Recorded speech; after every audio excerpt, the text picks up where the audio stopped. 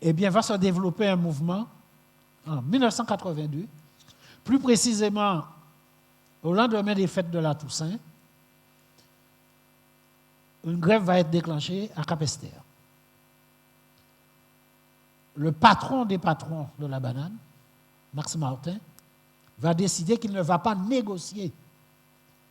Et c'est un homme qui terrorisait ses ouvriers agricoles.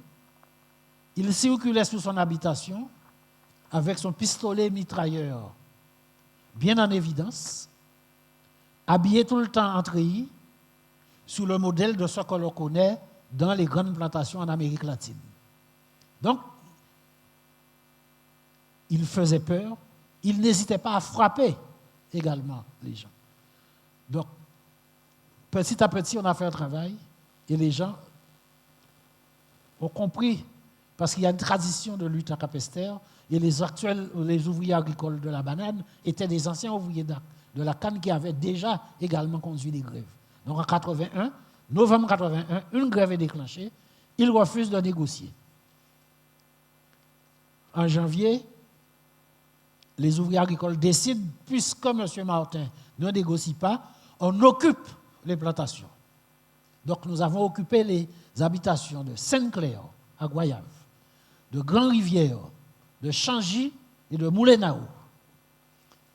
Occupés, et on coupe la banane, on livre la banane et on paie les ouvriers. À partir de ce moment-là, il a été obligé de venir à la table de négociation. Il n'a satisfait aucune revendication et il s'est muré dans un silence. Nous avons fait pression et l'État a été obligé de prendre le dossier et nommer un médiateur en la personne de René Philogène.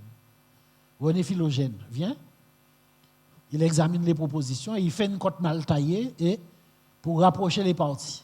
Martin refuse. Et il organise, il profite du passage de Gaston Defer en Guadeloupe, qui vient pour présenter la décentralisation, en compagnie d'Emmanueli, ministre des Domaines, qui sont au Conseil général, et il appelle les travailleurs à reprendre le travail, avec un groupe de non-grévistes pour reprendre le travail et redémarrer la production bananière. Ce même jour, nous organisons un barrage sur tous les axes de Capesterre, avec l'ensemble des forces patriotiques. Et donc, tout est bloqué. Donc, personne ne peut circuler. Au même moment, quand nous faisons le point sur le barrage de Changy, on apprend, toujours par une radio à l'écoute, que Max Martin vient d'être abattu au seuil de sa demeure sur l'habitation, puisqu'il habitait sur l'habitation, mais un peu excentré. Il venait d'être abattu au moment où Gaston Defer tenait son discours sur la décentralisation au Conseil général. Donc, ça met fin à la grève de combattants et nous demandons l'application des décisions du médiateur et le démantèlement de cette grande propriété. Les ouvriers agricoles obtiennent satisfaction et beaucoup de moyens planteurs guadeloupéens qui n'avaient jusqu'à présent jamais accédé à la terre parce que ça leur était interdit, puisque la terre c'était la propriété des Blancs créoles et des sociétés françaises. Il y a une redistribution des cartes dans la banane et on voit désormais apparaître sur l'échiquier de la banane, prenant en main le contrôle de la production bananière, des nouveaux planteurs afro- et indo-descendants. Donc, autrement dit, la banane change de main.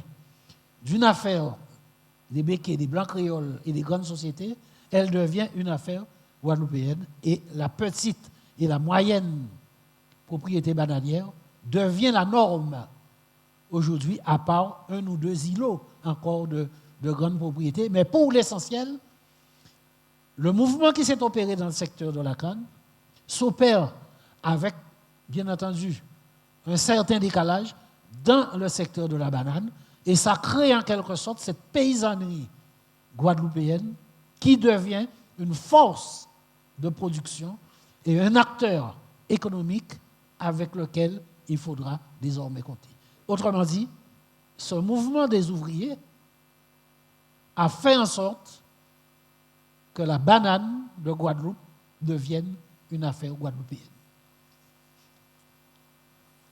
Merci beaucoup pour ce précieux témoignage. Alors, Monsieur Mounien, Monsieur Reynaud, on va peut-être prendre des questions. On prend quelques questions. Alors, je vais m'adresser au jury étudiant. Est-ce que vous avez des questions? Et n'hésitez pas, les internautes connectés sur le Zoom, à intervenir aussi. Oui, alors, Monsieur Balthussin, alors je dirais que j'écoutais avec beaucoup d'attention ce qu'a dit Monsieur Mounien à propos de la canne de la banane. Mais ma question est simple. Alors, compte tenu du déclin irréversible que connaît l'activité cannière et bananière, peut-il considérer maintenant que c'est une époque qui est révolue et que la Guadeloupe se tourne maintenant de manière définitive vers une industrie touristique au même titre que les îles anglophones, par exemple? Là, la question. Alors, on va prendre d'autres questions. Nous avons une question sur le plateau. Allez-y, Monsieur Bouboune. Oui, une question sur la réforme foncière, Monsieur Mounien. La réforme foncière, quel bilan on peut faire aujourd'hui, sachant que cette réforme a été critiquée à l'époque par certains, compte tenu du modèle d'installation tout au moins des GFA. D'autres ont parlé à l'époque de réforme agraire. Est-ce que vous pouvez nous expliquer la subtilité entre les deux, réforme foncière et réforme agraire? Alors, s'il n'y a pas encore de questions d'internautes, je vais juste... Oui, il y en a une? Alors, je vois qu'on a une intervention au niveau du chat. Alors, est-ce que le jury étudiant peut prendre lecture? Puisque du plateau, on n'arrive pas...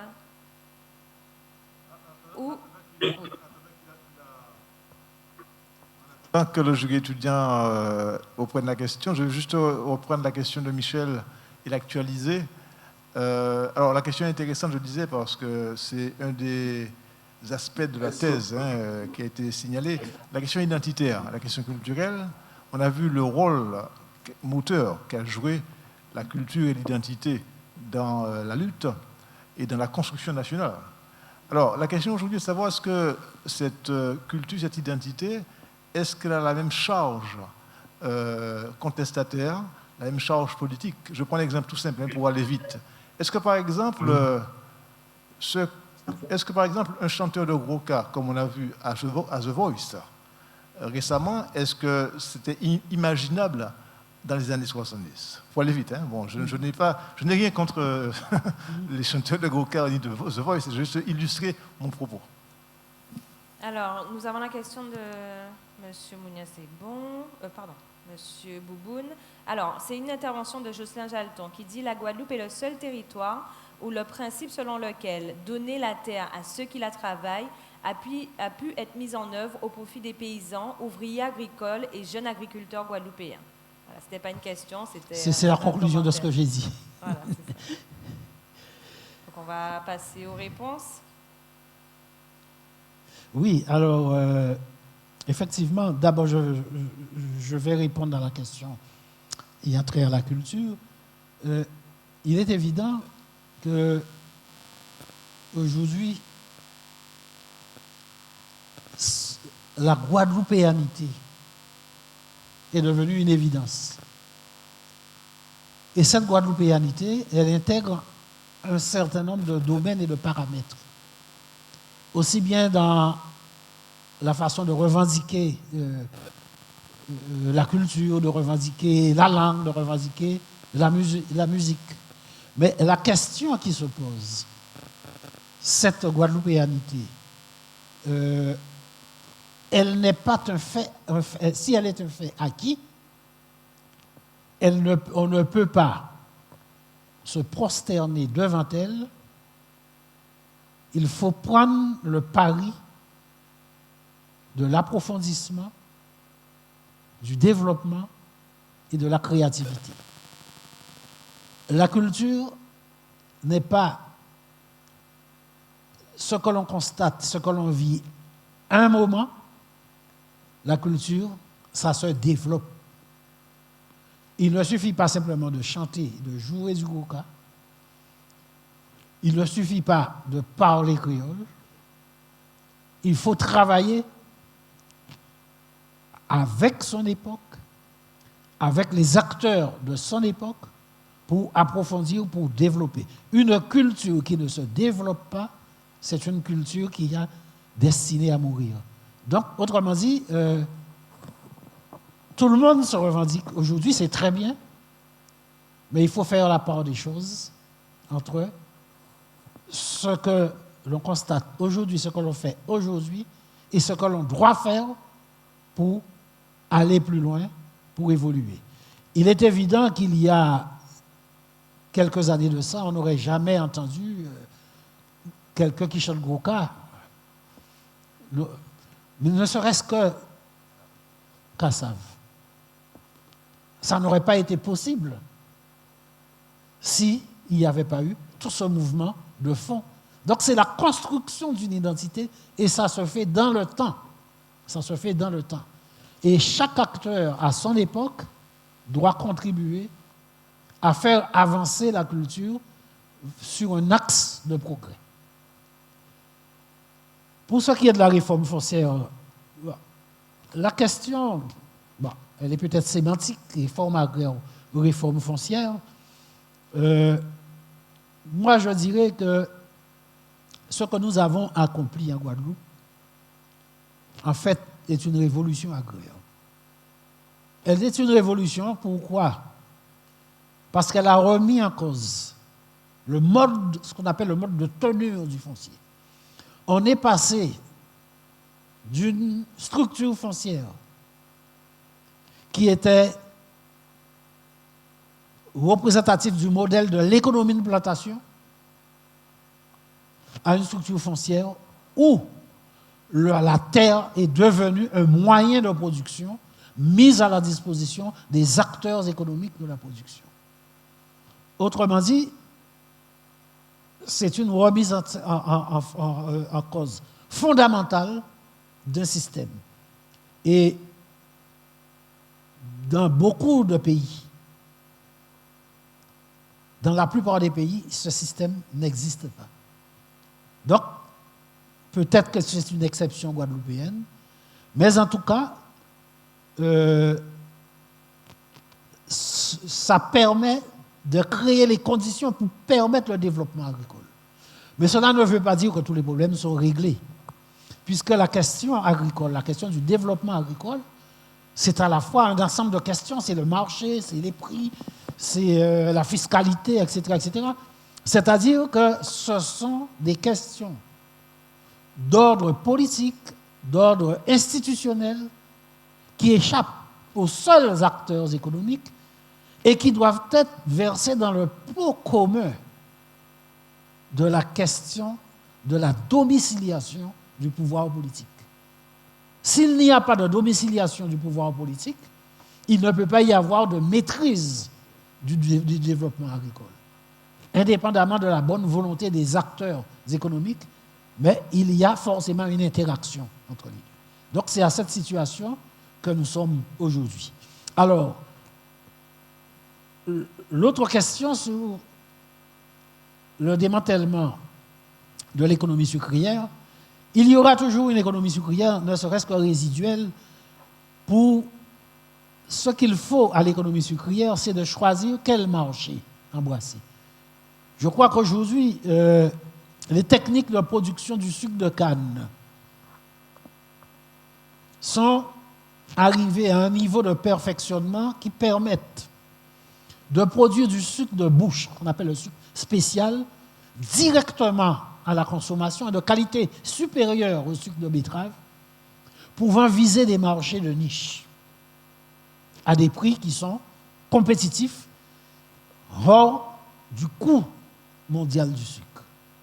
Okay. Donc, si on choisit ce créneau-là, on peut encore produire 40 à 50 000 tonnes de sucre pour le marché de bouche, essentiellement. Mais on ne doit pas considérer l'économie sucrière comme étant le pôle principal de l'économie agricole.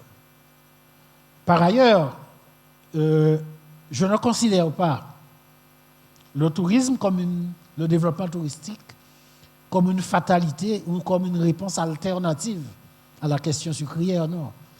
Le tourisme est un secteur économique d'appoint qui ne peut avoir de sens que s'il est intégré dans un tissu économique harmonieux, que s'il contribue en quelque sorte à faire en sorte que les autres secteurs marchent du même pas.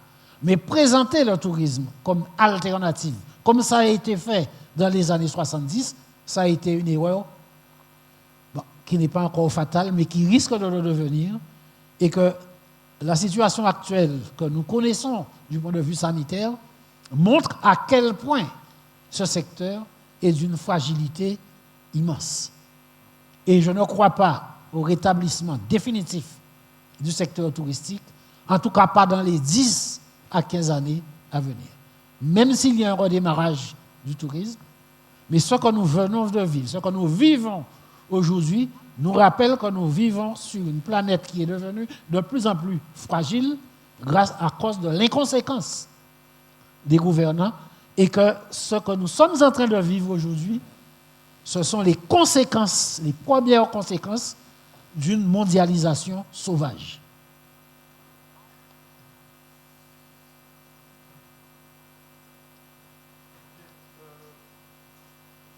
Je ne sais pas s'il y a encore d'autres questions, commentaires, remarques, mais je ne veux pas non plus abuser du temps de Rosa Mounia.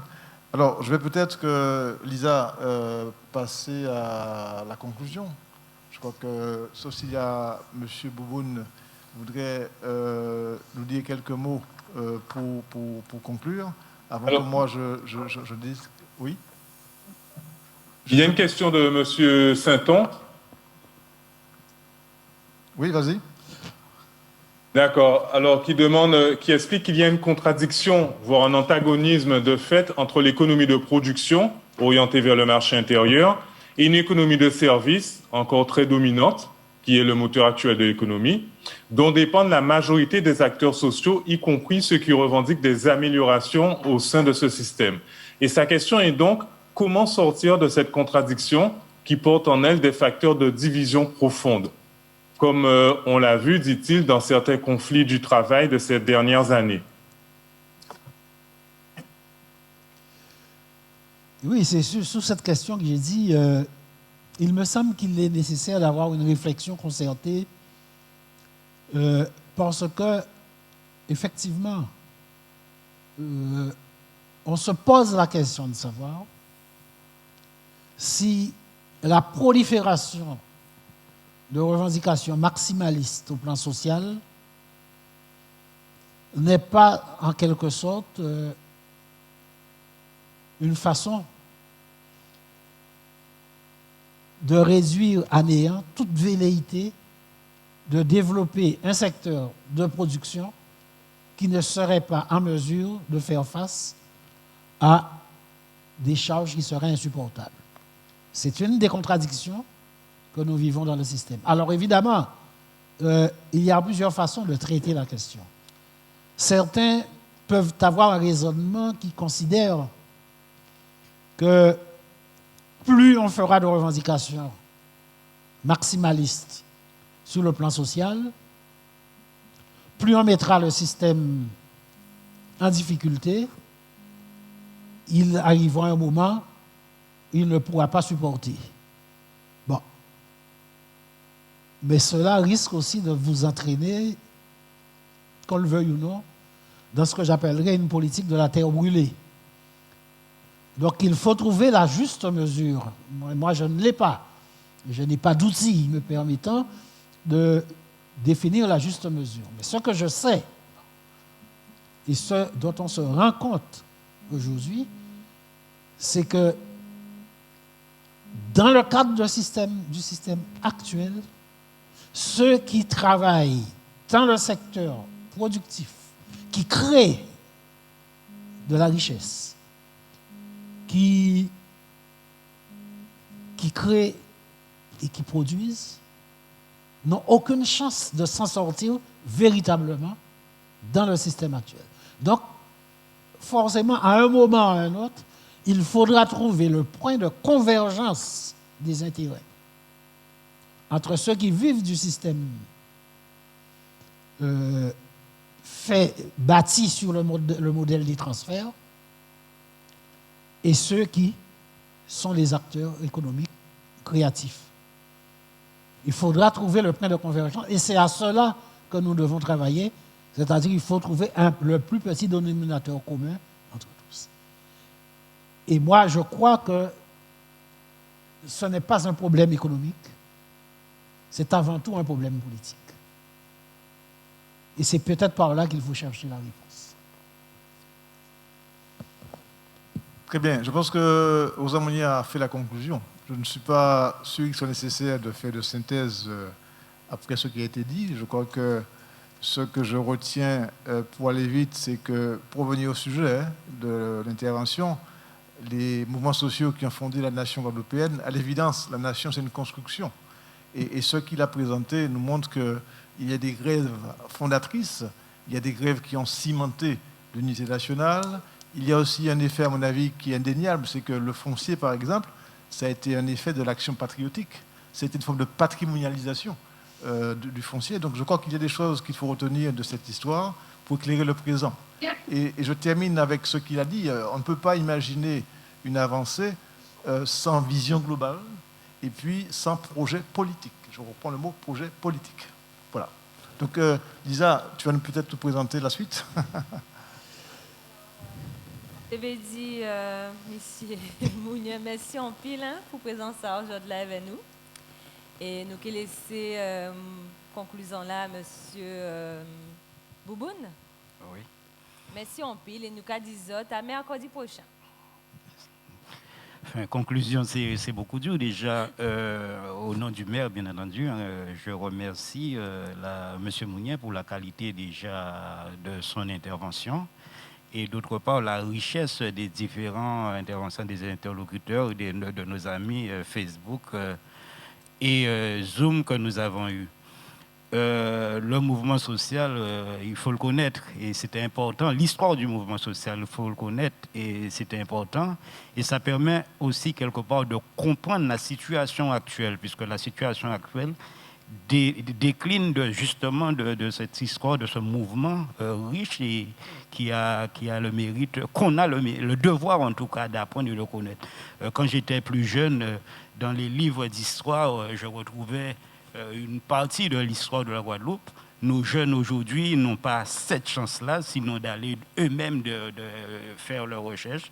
Et je crois que de manifestations comme ce webinaire est très intéressante et je félicite encore une fois le CAGI, notre partenaire institutionnel, M. Mounier, et puis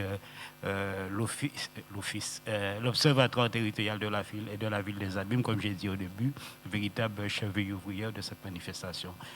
Bien, merci au nom du maire, merci à tous, et puis la suite, c'est mercredi prochain et l'autre mercredi après pour les 2 derniers épisodes de ce webinaire. Voilà. On a des petits commentaires sur le chat. Bonne initiative. Voilà, merci Monsieur Mounien. Donc voilà, je pense que tout le monde a été très satisfait des échanges aujourd'hui. Merci. Merci aux connectés. À bientôt, à mercredi prochain. OK.